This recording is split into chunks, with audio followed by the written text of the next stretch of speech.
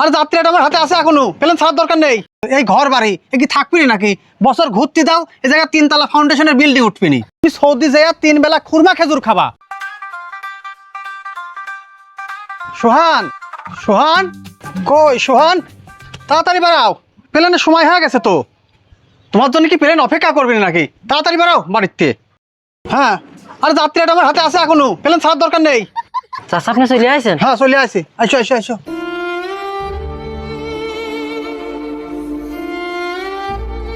তুমি চিন্তা করে না, আমি পৌঁছায়া ফোন দিব না।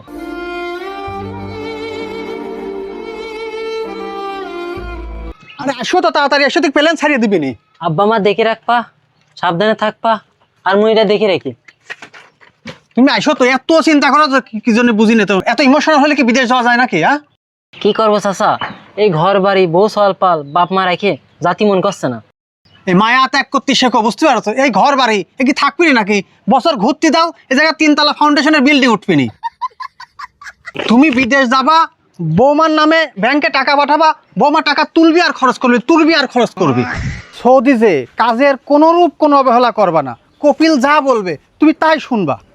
তাবাসসুমের আব্বু, এই তাবাসসুমের আব্বু, তুমি তো আসারে বই এমনিতে ভুলে গেছো। দেখতেছি তোমরা তো প্লেন মিস করাবা না তো। আর এসব কি? হ্যাঁ, তুমি সৌদি যাইয়া 3 বেলা খুরমা খেজুর খাবা, এসব বড় আসা মাছা ফেরত দাও তো। মেয়ে লোকের সব খালি এইসব বাহানা খালি। হ্যাঁ সে তো প্লেন মিস হয়ে যাবে নি। আর সৌদি আরব তো প্রচণ্ড গরম, কাজ করতে করতে যদি ক্লান্ত লাগে তাহলে তুমি ওই খেজুর গাছের নিচে বসে দম নিবা আর খুরমা খেজুর খাবা, বুঝতে পারছো?